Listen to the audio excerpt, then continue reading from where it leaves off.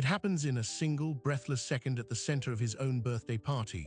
The cake is cut, the candles are blown out, and his 3-year-old grandson, beaming, runs not to him, but to the new man in his daughter-in-law's life. The little boy throws his arms around the stranger's legs and with crystal clarity calls him Grandpa. The room freezes, and in that silence, a man's entire identity is publicly erased. This is James. For 62 years, he built a life defined by one title, patriarch. He is the bedrock, the weekend babysitter, the keeper of family history. But in today's reshuffled families, that role is no longer a given. It is a privilege that can be revoked in an instant. 27% of Americans are estranged from a family member. James is about to become a statistic. And as the party chatter resumes, he is left with a single, burning question. When the person you built your legacy forgives your title to a stranger, what do you build next? To understand the weight of that single word, Grandpa, you have to understand the man who earned it. James Mulvaney built his life with his hands, first as a union electrician for 37 years, then as the owner of a small, successful contracting firm he ran out of his garage. He put his son, Michael, through college.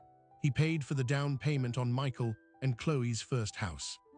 When his grandson, Leo, was born, James was the first person at the hospital after the parents, holding the boy with a reverence usually reserved for holy objects. For 3 years, Tuesday was Grandpa Day. They built pillow forts. They fed ducks at the pond. James taught Leo how to hammer a nail, a tiny toy hammer tapping a piece of scrap wood. This was the architecture of his legacy, not in buildings, but in moments. But James was about to learn that love and legacy are not the same thing. The first crack appeared 18 months ago, not with a shout, but with a quiet phone call from his son. Michael's voice was tight, a rehearsed calm. "Mom and I are separating, Dad. It's amicable. We just want different things." James heard the lie in the word amicable. He'd seen the distance growing between Michael and Chloe for years, a slow chill he'd blamed on stress, on work, on the exhausting ballet of new parenthood. He offered his house, his money, his silence. He followed the unspoken rule: support your child, do not question their choices. Chloe moved out. For 6 months, Michael was a ghost, and Leo's visits became erratic, scheduled around a custody calendar James wasn't allowed to see. Then 9 months ago, Chloe started seeing someone, David. James learned about him the way grandparents in these situations often do, through the fragmented, filtered updates of a child trying to manage multiple worlds. Michael mentioned him once, dismissively. "He's some marketing guy. Chloe's happy, I guess. That's what matters." But James did his own quiet research. A basic online search revealed a David Fisher, 48, divorced, no kids of his own, active on social media with photos of hiking trips and gourmet meals. He seemed pleasant, harmless. James told himself this was good. A stable partner for Chloe meant a stable home for Leo. He swallowed the bitter pill that his son's family was gone and convinced himself his role was secure. He was Grandpa. That was permanent. Here is where the research becomes real. In blended family dynamics, experts call this the grandparent assumption, the belief that your bond is immune to the restructuring. But a study from the University of California found that in nearly 40% of post-divorce situations, grandparent-grandchild contact diminishes significantly, often controlled entirely by the primary custodial parent. James, operating on love and assumption, didn't see the machinery clicking into place. The changes were small, but they formed a pattern. Grandpa Day shifted from Tuesday to whenever we can schedule it. Photos of Leo on Chloe's social media started to include David at the zoo, at the park, building a snowman. David was always smiling, always hands-on.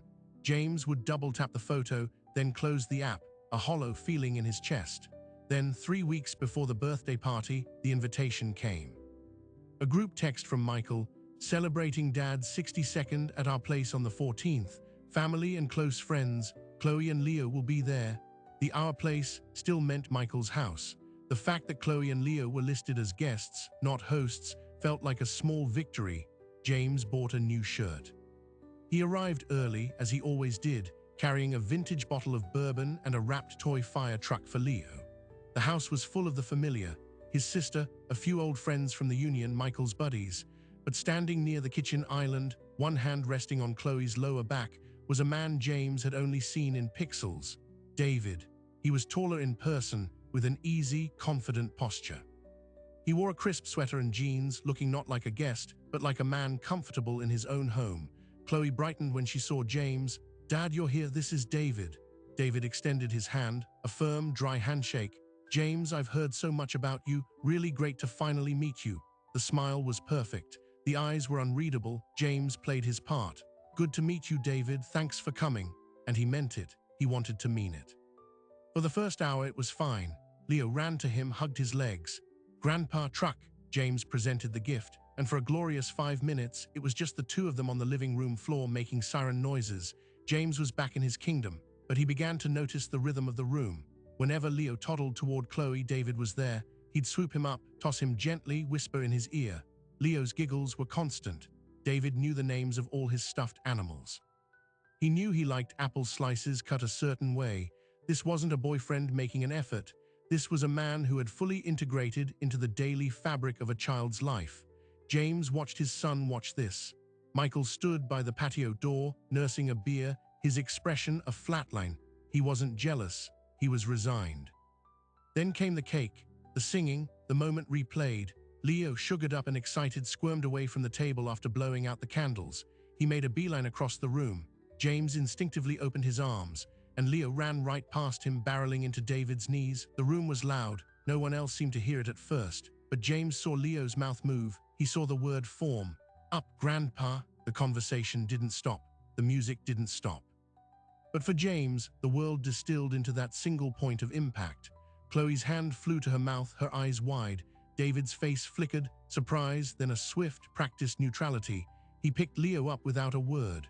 Michael was staring at his father, his face pale.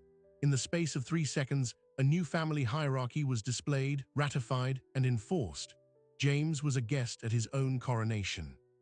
The party continued around the silent crater. People chatted. Cake was eaten. James moved through the motions, a smile etched onto his face. He was an electrician. He knew how to work with live wires. But inside, a cold, precise anger was crystallizing. This was not a child's mistake. A 3-year-old doesn't bestow a title like Grandpa without consistent, repeated reinforcement. This was a message, and it had been delivered in the most public forum possible. As he gathered his coat to leave, Michael followed him to the door. "Dad, listen, Leo, he's just confused. He calls all guys that sometimes." James stopped him with a look that carried the weight of 37 years of broken knuckles and kept promises. "Don't," James said, his voice quiet, final, "just don't." He didn't slam the door. He closed it with a soft, definitive click. He drove home in the dark. The research calls this moment ambiguous loss. The grandchild is physically alive, but the relationship is gone. The grief has no endpoint, no closure. It just sits there, heavy and unresolved. But James Mulvaney was not a man who sat with unresolved things. He was a problem solver.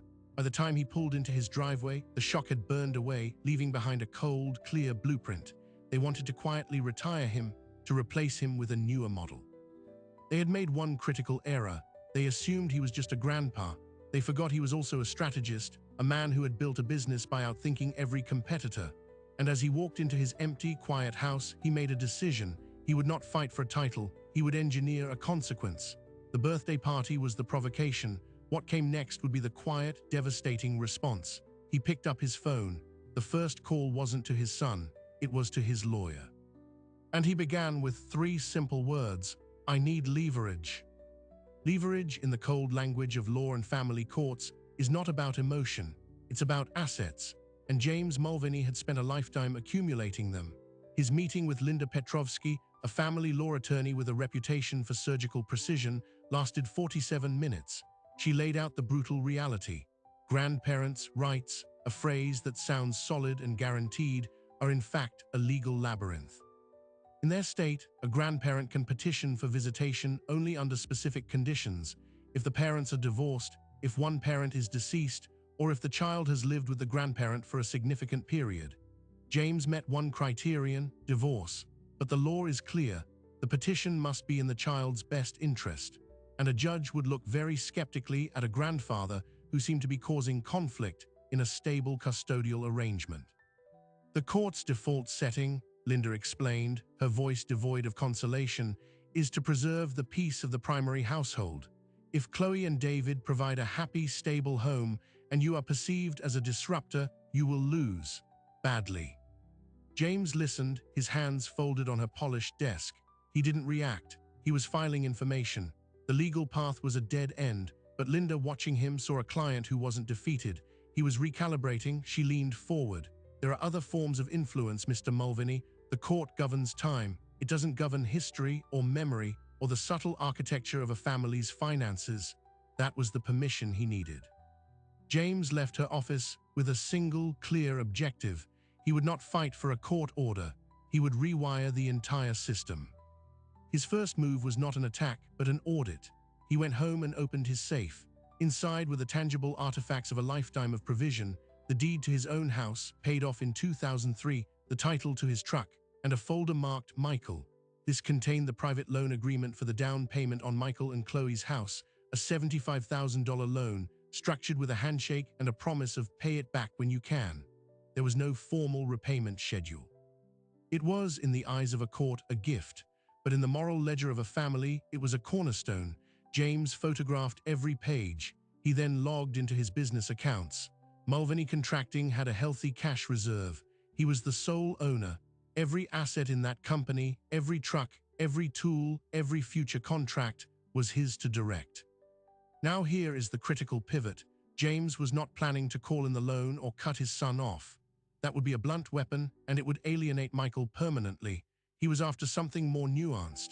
He wanted to create a scenario where his presence, his approval, his goodwill became not a given, but a necessity.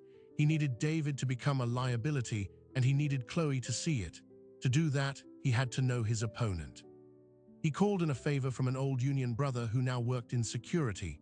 A week later, a preliminary report on David Fisher landed in James's email. It was not scandalous. No criminal record, no bankruptcies, but it contained a pattern, and patterns are where pressure finds a purchase. David had changed jobs 4 times in the last 7 years, each time with a modest title bump, but at different, mid-size marketing agencies. He had leased a new car every 3 years. His credit score was good, but not excellent. He carried a consistent $20,000 in credit card debt, which he managed, but never eliminated. The picture was of a man perpetually repositioning himself, living at the peak of his means, a man with no safety net. James stored this information. It was not a weapon, yet it was a blueprint. His next step was to re-enter the family sphere, but on his own terms. He waited 2 weeks. He did not call Michael. He did not text Chloe. He let the silence after the birthday party thicken. Then on a Thursday, he sent a single group text to Michael and Chloe.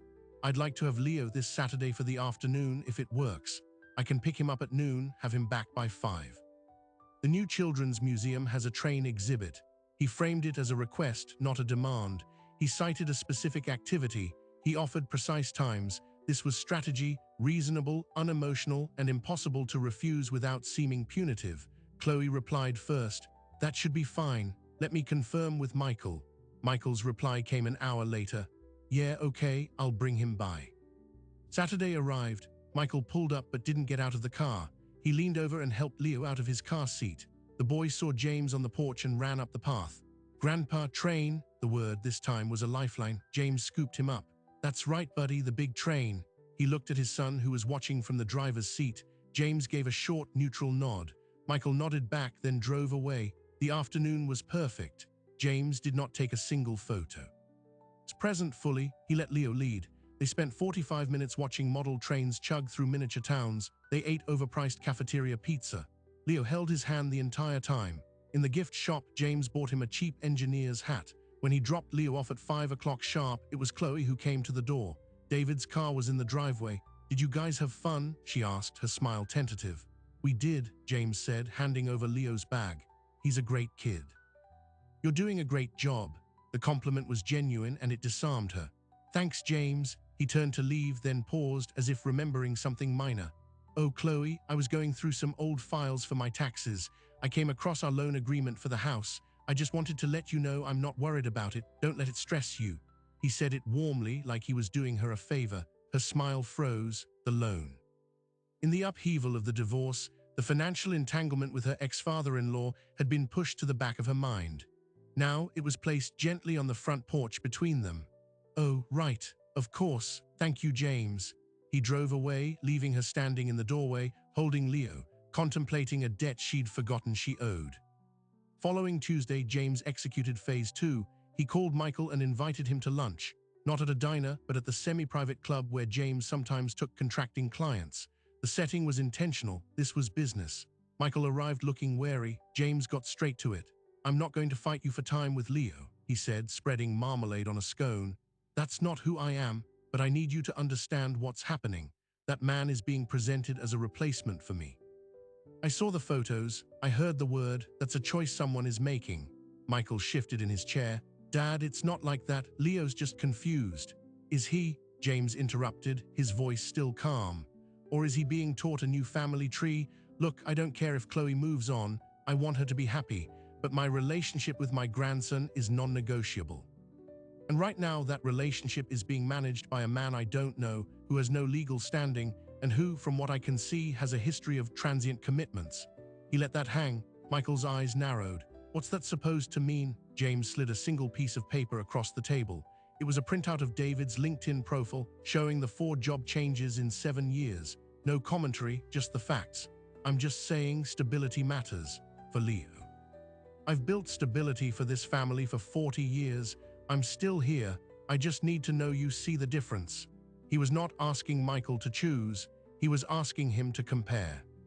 The effect was immediate, but not in the way James predicted. Michael didn't confront Chloe. He became distant. He started questioning her more about David's plans, his finances. The forgotten house loan, resurrected by James, became a point of quiet tension. Chloe, feeling pressured from both sides, her ex-husband's new skepticism, and the looming, uncollected debt to his father, did what many people do under stress. She doubled down on her new partner. She posted more pictures of their little family. She let David handle more pickups and drop-offs at daycare. The replacement, instead of slowing, accelerated. James watched the social media feed like a stock ticker, each happy photo a dagger. His reasonable approach was backfiring. He had underestimated the bond between Chloe and David and overestimated his son's willingness to engage in a conflict. Then the catalyst. A month after the lunch, James received a formal-looking letter in the mail. It was from a local preschool, an enrollment packet for Leo for the following fall. It was addressed to Mr. and Mrs. David Fisher. A clerical error surely, but the address was correct. Chloe had submitted the application. She had listed David as Leo's stepfather. The reality crashed over James. This was no longer about a boyfriend playing grandpa. This was a long-term assimilation. David was being bureaucratically inserted into Leo's life, erasing James's lineage one form at a time. The cold fury returned, purer and sharper than before. He had tried reason. He had tried financial subtlety. Now it was time to remove the threat at its source. He needed David to walk away, and to do that, he needed to expose the crack in the perfect facade. James remembered the credit card debt, the leased car, the job hopping. He crafted a proposition, not for David, but for David's ambitions. Using a newly created, anonymous email account, he sent a message to David's work address. It purported to be from a headhunter at a prestigious marketing firm in a city 200 miles away. The email praised David's online portfolio, mentioned a mutual connection, and dangled a senior director position with a 50% salary increase and a signing bonus. The job was real. James had found the listing. The headhunter was not. It was a test. If David was the stable, committed partner he presented himself to be, he would delete it or show Chloe. If he was the opportunist James suspected, he would bite. David bit. He replied within 6 hours, expressing enthusiastic interest. A phone call was scheduled. James, using a voice-changing app and a script, played the part of the recruiter. He praised David's dynamic trajectory and asked probing questions about his willingness to relocate for the right opportunity. David was eager, open. He said all the right things about seeking growth. He did not mention a partner. He did not mention a child in his life. James recorded the call. The pivot was complete. James now held evidence that David Fisher loyalty was first and foremost to his own career. But a recording wasn't enough. He needed a confession. He orchestrated a final, elegant pressure point. He knew Chloe dropped Leo at daycare every Monday morning at 8:15. He knew David usually went to a specific coffee shop near his office after his gym session at 9. On the Monday after the fake recruiter call, James was sitting at a corner table in that coffee shop when David walked in. James made eye contact. He saw the flicker of recognition, then confusion. James gestured to the empty chair opposite him. For a second, David hesitated. Then the performance instinct took over. He walked over, smiling that same perfect smile. "James, small world." "I suppose it is," James said, pushing a second cup of coffee across the table. "I took the liberty." "Black, right?" David sat off balance. "Thanks. What are you doing in this neighborhood?" "Oh, meeting a client later," James said, waving a hand vaguely. "But I was hoping I'd run into you. I wanted to talk man to man, no lawyers, no kids." David's posture relaxed slightly. This he could handle, a heart-to-heart with the old man. "Sure, of course." James took a sip. "I've been doing some thinking about the future, my grandson's future. And I'll be honest, David, I was worried about you. Your track record, it seemed a bit scattered." David's smile tightened. "I'm not sure what you mean. 4 jobs in 7 years, the leased car, the credit card debt. It's not the profile of a man putting down roots." David's face flushed. "You've been investigating me. I've been protecting my family," James corrected, his voice still conversational. "But then I heard something that made me rethink. I heard you were looking at a big opportunity out of state, a fresh start." David went very still. "How could you possibly know that?" James leaned forward, his voice dropping to a conspiratorial whisper. "Because I'm the one who offered it to you." He watched the words land, watched David's brain scramble to connect the dots. The recruiter email, the voice on the phone, the old man in the flannel shirt now sitting in front of him.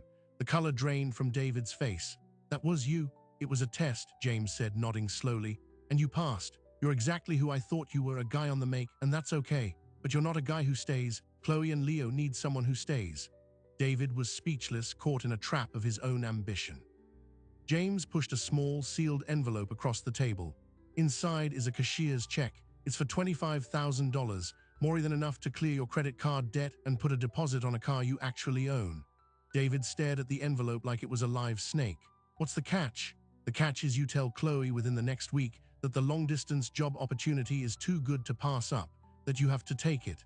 You break it off amicably, you leave, you do not look back. And you never ever contact my grandson again." James leaned back. "Take the money, David. It's the easiest score you'll ever make. Or stay, and I will personally ensure Chloe knows every detail of this conversation, of your financial situation, and of your eagerness to abandon her and Leo for a better title. How stable do you think you'll look then?" The coffee shop hummed around them. David's hand twitched toward the envelope, and in that twitch, James saw the entire future shift. He had flipped the table. Now he just had to wait for the pieces to fall. But as he drove away, a new chilling thought occurred to him. What if David didn't take the money and run? What if he went straight to Chloe and told her everything? The war would then be out in the open, and James would have just handed his enemy the ultimate weapon, proof that he was a manipulative, calculating monster. The bridge was crossed. There was no going back, and the explosion was now entirely out of his hands. For 72 hours, James heard nothing. The silence was a vacuum, and in that vacuum, every terrible possibility grew. He imagined David showing Chloe the check, playing her the recorded call, painting James as a vindictive puppeteer. He saw his grandson's face receding from him forever. He did not sleep. He watered his tomatoes, he tinkered in his workshop, and he waited for the detonation. It came not with a phone call, but with a notification, a Facebook message from David. Just 2 words, "We need to talk," and an address for a park, not a coffee shop. Neutral ground. James's heart hammered against his ribs. This was it, the confrontation. He arrived early. The park was empty, just a few dog walkers in the distance. David was already there, sitting on a bench. He stood as James approached. There was no envelope in his hands, no phone recording. His face was unreadable. "You shouldn't have done that," David said. His voice was flat, tired. It was insulting. James prepared for the outburst, the moral outrage, but David just shook his head. "The money, the fake job, you think I'm that cheap? You think I'd walk away from Leo for $25,000? James said nothing. David laughed, a short, bitter sound. "I took the check to the bank, I cashed it, and then I used it as the down payment on an engagement ring." The world tilted. James felt the ground shift beneath his feet. "What? I'm going to ask Chloe to marry me," David said, his gaze steady, defiant. "This weekend, I was going to wait, but you gave me the final push. I needed to prove to her and to myself that I'm not going anywhere, that your money means nothing. The ring is in my pocket. I'm showing it to her tonight." He took a step closer. "You tried to buy me off, and you funded the symbol of my commitment. The irony is pretty thick, don't you think?" This was the catastrophic miscalculation. James had misjudged his opponent completely. He hadn't been dealing with a shallow opportunist. He'd been dealing with a man who, for all his financial flimsiness, was genuinely in love and saw Leo as his own. David had taken the nuclear option and turned it into a romantic gesture. James was left holding nothing but a receipt for his own humiliation. He drove home in a fog. The strategy had not just failed, it had backfired with devastating efficiency. He had accelerated the very thing he wanted to prevent. By tonight, Chloe would have a ring, David would be a fiancé, his position would be unassailable. But here is where the story twists, because James Mulvaney, sitting in his darkening kitchen, did not despair. The cold, electrician's part of his brain began analyzing the new circuit. David had made a critical error of his own. He had confessed his plan. He had revealed his next move. In any conflict, knowledge of the enemy's intention is the ultimate advantage. James still had one asset David knew nothing about, his son, Michael. He called Michael. He did not mention the bribe. He did not mention the ring. He said only this: something happening. I think David is going to propose to Chloe very soon. And when he does, your son calls another man dad. That's the next step. You need to decide what that means for you. He hung up. He had planted a seed of existential panic in the one person whose reaction David could not control, the biological father. The man whose title was now truly on the line. The explosion happened that night, but not in the way anyone expected. Chloe, glowing with the news, called Michael to tell him about the engagement, hoping for his blessing as a co-parent. Michael, primed by his father's warning, did not give it. The conversation, according to Chloe's later, tearful recounting to a friend, which James would eventually learn about, turned into a shouting match. Michael accused her of moving too fast, of letting a stranger replace their son's entire family. He brought up David's job history, his debt, information he'd gotten from James. Chloe, feeling attacked and defensive, fired back. She threw the house loan in his face. You and your father always holding money over me. David loves us without a price tag. In her anger, she let slip the one thing she never meant to say. Maybe Leo * should call him dad. At least he's present. That sentence crossed a line. It was no longer about grandparenting. It was about parenthood itself. For Michael, it was a declaration of war. He called James, his voice shaking with rage. She said it. She said Leo should call him dad. In that moment, the alliance between father and son, fractured for months, was instantly reforged in white-hot fury. The enemy was now clearly defined. It wasn't just David. It was Chloe and David together, a united front seeking to rewrite the family. James saw his opening. The conflict was now a three-way war, Chloe and David versus Michael versus James. And in any war, the side that controls the resources controls the battlefield. He invited Michael over the next day. He laid out a new, audacious plan. The loan on the house, James began. It's a personal loan from me to you and Chloe. The divorce decree split the assets, but it didn't address this debt because we never formalized it. I am calling it in. All $75,000. Due in 90 days. Michael's eyes went wide. Dad, Chloe can't afford that. I know, James said calmly, which is why I will offer a solution. I will forgive the entire debt, erase it in exchange for one thing, a modification to your custody agreement, a right of first refusal clause. He explained it. If Chloe needs childcare during her time with Leo, she must first offer that time to Michael before using anyone else, including David. It's a common, legally enforceable clause designed to maximize time with the other parent. But in this context, it was a surgical strike. It would legally prevent David from being the default babysitter, the weekday caretaker, the stand-in dad. It would force Chloe to interact with Michael, reweaving the torn parental fabric and systematically excluding David from the daily mechanics of Leo's life. Michael was stunned. It was brutal. It was brilliant. It used the system to achieve emotionally what they could not achieve through confrontation. She'll never agree, Michael whispered. She will, James said, when she realizes the alternative is losing the house. She can't refinance with a new, huge debt hanging over it. David can't cover it. His debt-to-income ratio is already maxed out. This is checkmate. The plan was set in motion. James's lawyer, Linda Petrovsky, drafted the formal demand letter for the loan repayment. She also drafted the proposed custody amendment. They were delivered to Chloe by a process server at her office for maximum impact. The reaction was immediate and volcanic. Chloe called James, screaming, crying, calling him a monster, a manipulator. He listened quietly. When she ran out of breath, he said only, the offer is the amendment. The alternative is a lawsuit you will lose. Talk to your lawyer, then talk to Michael. He hung up. He had become the villain. He had accepted the role. Because sometimes the only way to protect something is to be willing to destroy everything else around it. Chloe, backed into a financial corner, did what James predicted. She turned to David. And here the final crack appeared. David, now her fiancé, the man who had just committed his life to her, faced the reality of her financial entanglement with her former family. $75,000. When pressed, he admitted he couldn't help. The down payment for the ring had cleaned out his savings. His credit wasn't strong enough for a loan of that size. For the first time, the shiny, capable facade showed its hollow core.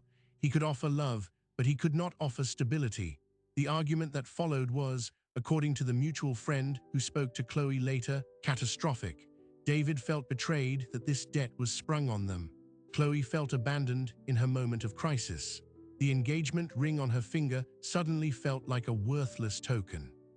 Chloe, isolated and desperate, did the only pragmatic thing left. She called Michael. They met without lawyers at a diner. She signed the custody amendment. In return, James signed a document forgiving the loan permanently. The house was safe. David was not present for the signing. When Chloe returned home and told him the deal was done, that David's time with Leah would now be legally restricted, he didn't shout. He went very quiet. He took the ring back. He said he needed to think. He packed a bag and left to stay with a friend. The engagement was over. The replacement, grandpa, was gone. James had won. But this is where you need to understand the true cost. This was not a clean victory. It was a scorched earth policy. When Leo came for his next Grandpa Day, he was quieter. He asked, "Where's David?" James's heart clenched. "David had to go away, buddy. I miss him," Leo said simply, before turning back to his trains. The words were a small, devastating verdict. James had removed the threat, but he had also removed a person his grandson loved. He had saved his title, but he had weaponized the family's finances and trust to do it. Chloe would never speak to him again. Michael looked at his father with a new, uneasy respect that bordered on fear. The family was secure, but it was now an architecture of silences and legal documents, held together by debt and coercion. And then the final revelation, the one that changes the meaning of every action that came before it. 2 weeks after David left, James was cleaning out his safe. He found the original loan agreement again, and tucked behind it a yellowed, folded letter. It was from his late wife, Elena, written a year before she died of cancer. He hadn't read it in a decade. He unfolded it. Her handwriting, shaky from the medication, filled the page. "My dearest James, when I'm gone, you'll want to fix everything for Michael. You'll want to build walls to keep out the hurt. Don't. You can't protect him from life. Just be there to help him rebuild when it falls apart. Love is the foundation, not control."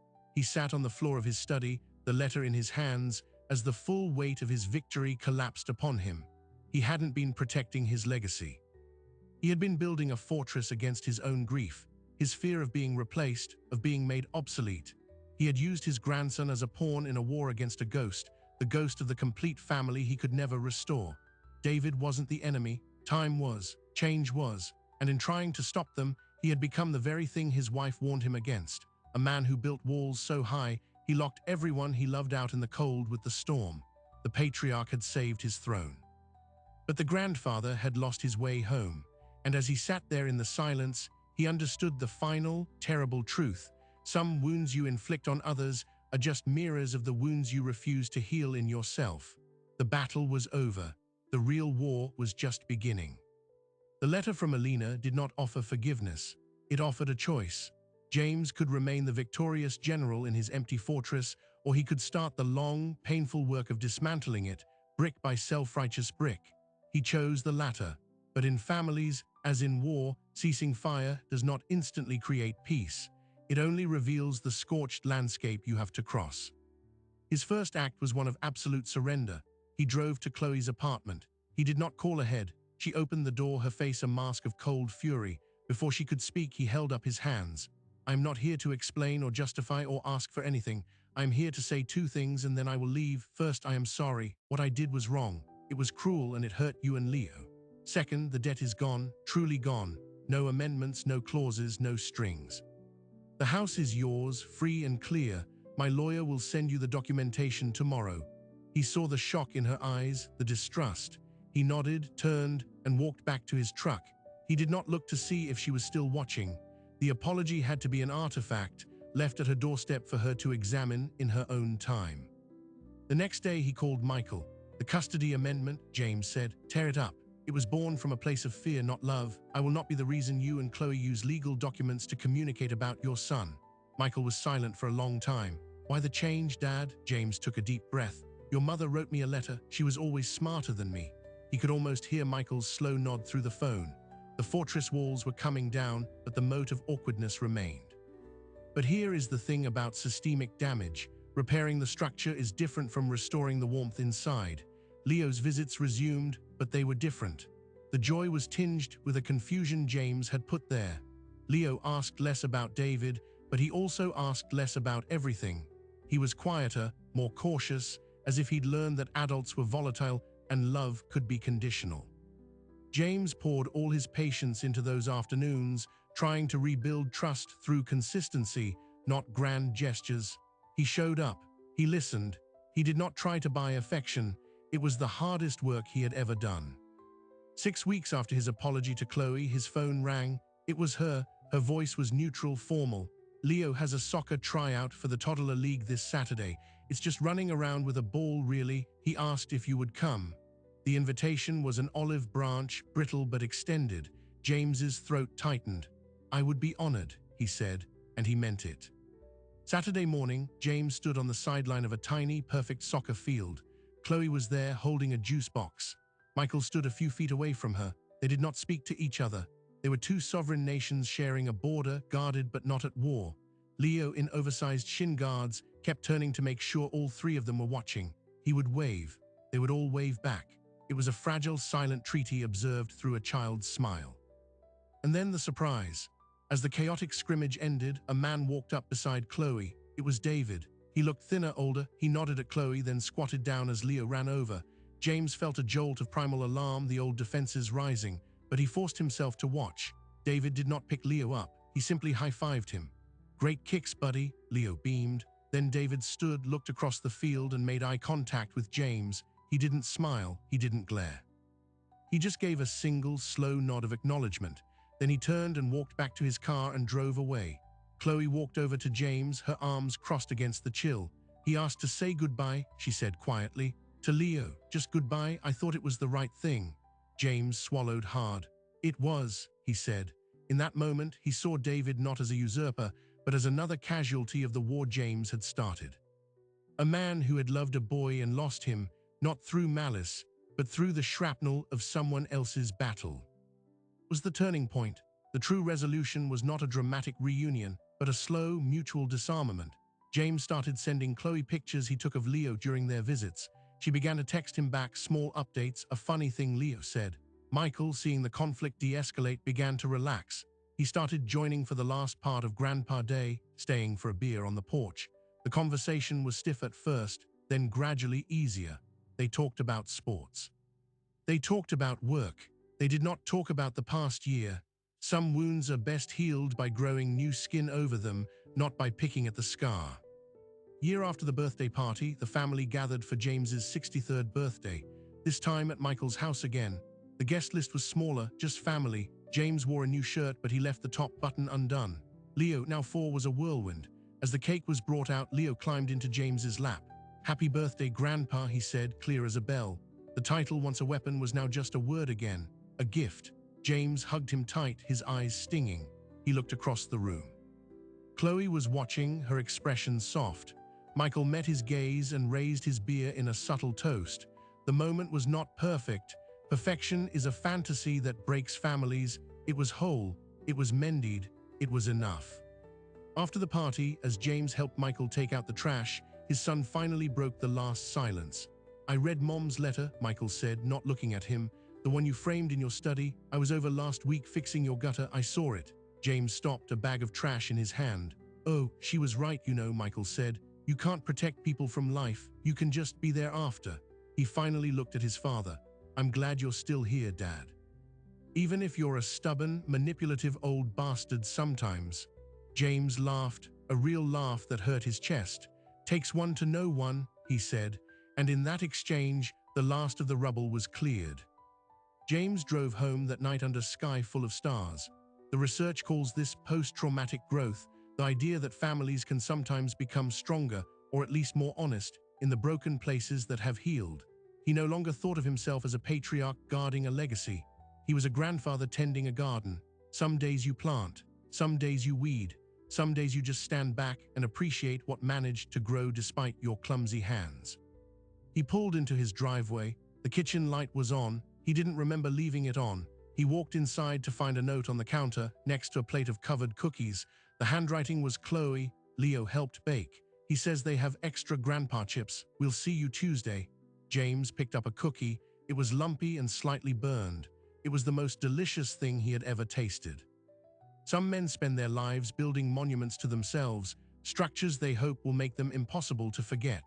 James Mulvaney learned a harder, finer truth. The only legacy that matters is not etched in stone or enforced by law. It is written in the quiet, consistent language of presence. It is baked into lumpy cookies.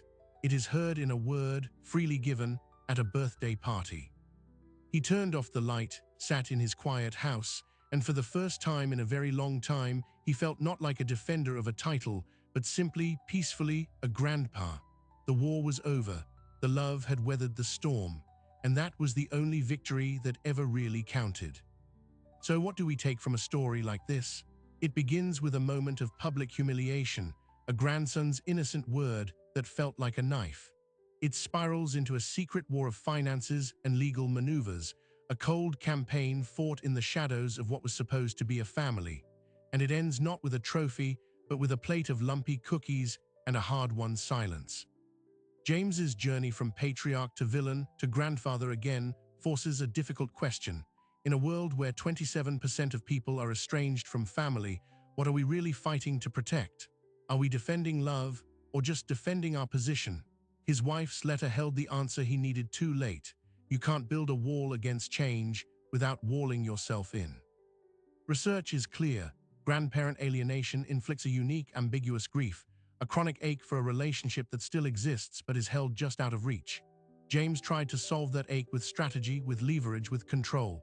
He learned through scorched earth and self-inflicted wounds that the only thing that truly fills that space is humility and presence. Not the presence of a title, but the presence of a person, willing to be wrong, willing to be quiet, willing to just show up. Family isn't a hierarchy to be maintained. It's a fragile living network that requires constant, gentle repair. The next time you feel replaced, sidelined, or erased, remember James's costly victory. Ask yourself, am I protecting a relationship or just protecting my pride? The answer will determine whether you build a bridge or a bomb. If you found this journey through the messy, painful, and ultimately hopeful trenches of modern family compelling, do us a genuine favor. Help us keep telling these real, raw stories. Hit that subscribe button and ring the bell. It costs you nothing, but it means everything to this channel. Because in a world of perfect, filtered highlight reels, we are here in the complicated, beautiful, broken middle, where the real work of family is done every day. Thank you for listening. We'll see you next time.